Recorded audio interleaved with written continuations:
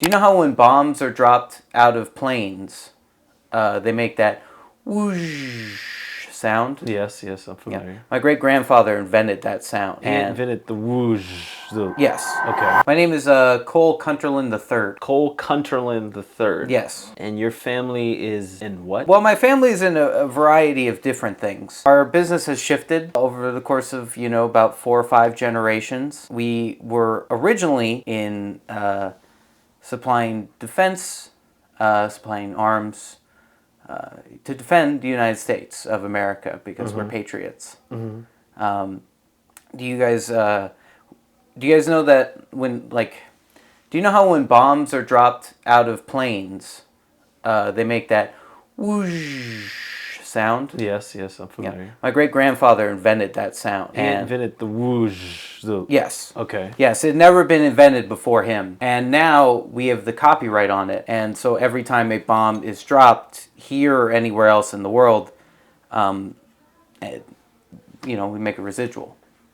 That's phenomenal, honestly. Yeah, it's good money. Yeah. Yeah, it's genius. Really. It is. Because, there's always going to be a need for a sound. You know what I mean? For the bombs. Before they make the big the final sound. Yeah, before they make the last big sound, yes. Right. Yes. Right. And the subsequent, screams and cries for terror.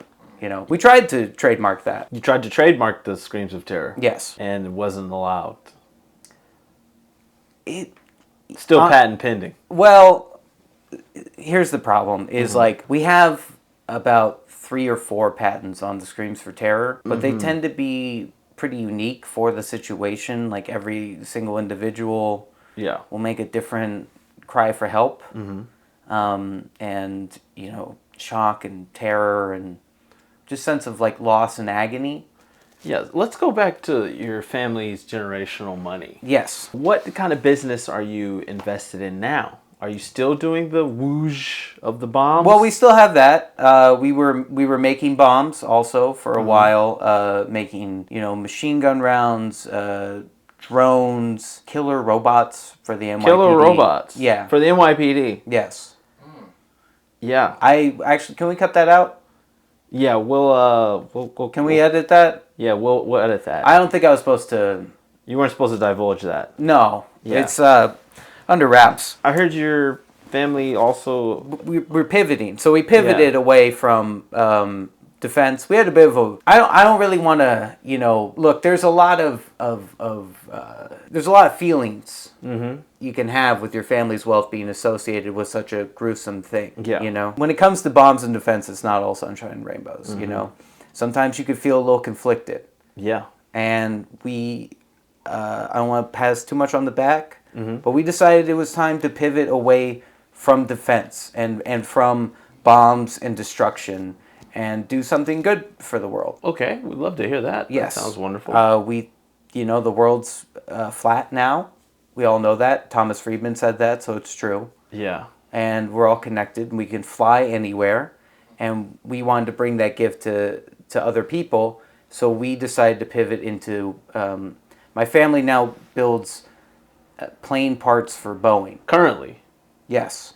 Are you aware that Boeing has been going through a scandal as some of their planes have been dismantling mid-journey? Yeah, there have been some hiccups, for sure. Yeah. I'm aware of that. I'm not... I don't live in a silo. I just live in a penthouse, Okay. And do you think that's a good thing? I mean, there's also the scandal. It's not ideal. That the plane is falling apart. Yeah, that's midair. That's not great, but we'll work out the kinks on that. I'm very confident in the Cunterlands to really figure out and address the problem. Have you heard of the Boeing whistleblower? I'm sorry, who? The man that worked at a Boeing factory and had brought up numerous complaints had recently filed a lawsuit and is now, in fact, dead. And he also stated that if he dies, it was not suicide. It was, in fact, the Boeing company. I am aware that a man not unlike the description you gave exists.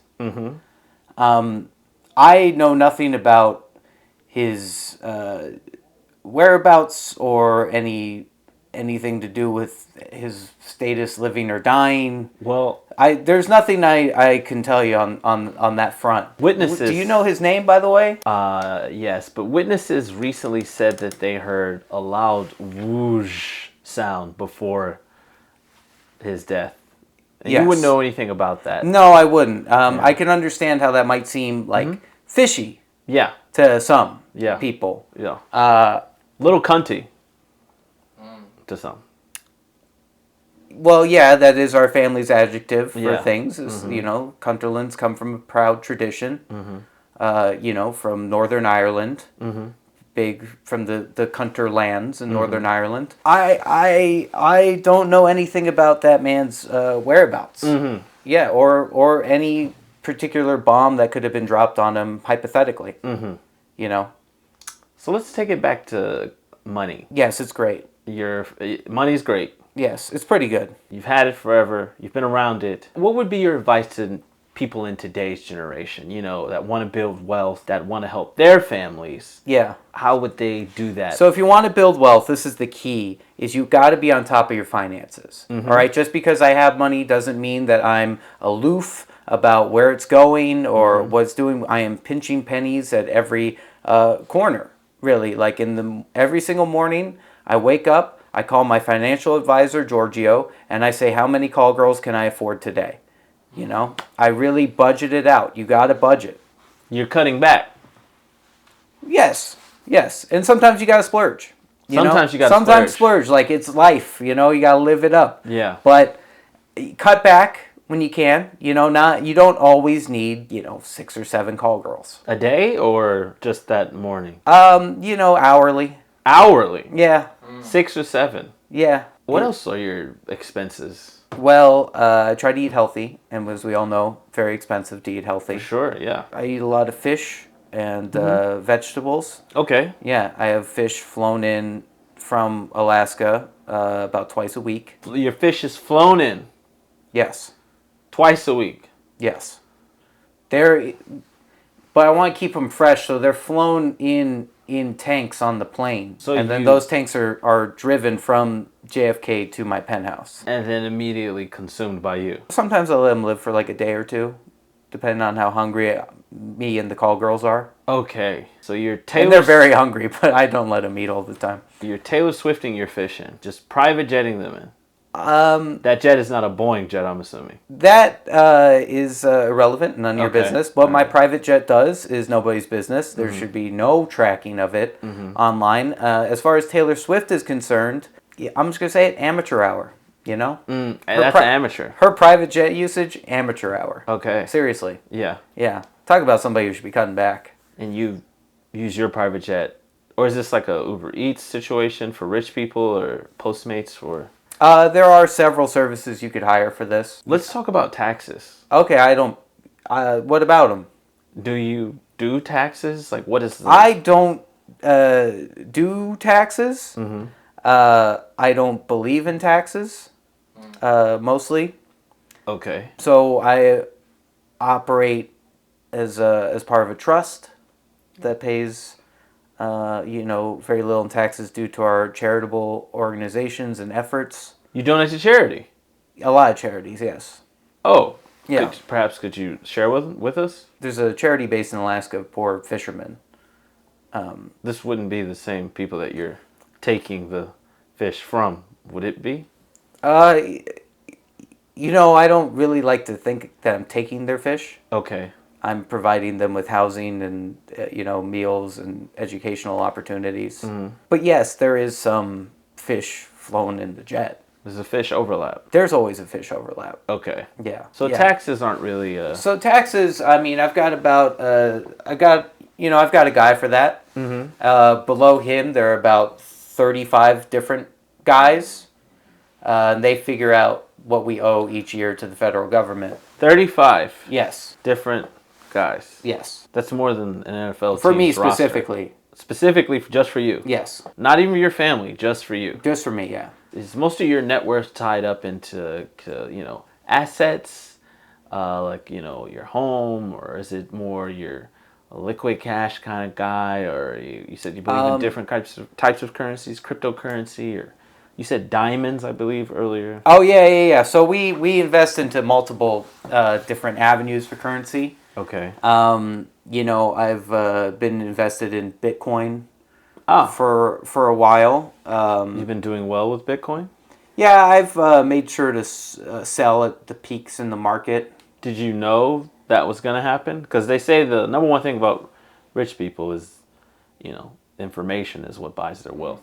I just because I'm a very informed guy, so I know what's going to happen. When you've been around money, you know what money speaks to you. Money talks. Money talks. It really does, and you could just you got to speak the money language. And so I just know when things are going to go up and things are going to go down, and that's not any one person providing me that information, If it was, it'd have to be like a team of different people. What does money say to you? Money. You could talk to money right now. If I could talk to money right now, which you can't. Well, you don't know that. Yeah. If I could talk to money right now, it would say, "Cole, I'm proud of you." Wow. Yeah. Money would tell you it's proud of you. Yeah. Someone should. It's... My dad said that would be the case. That if I made enough money, he'd be proud of me. And has that been the case? I think I just gotta make more. You got to make more. More money. My father told me, Cole, the hardest thing you're gonna do in your life is make your first $1 million. Yes. Which is why I'm gonna give you $10 million. So, what's the hard part? I'm sorry, what was the question? Let's move on.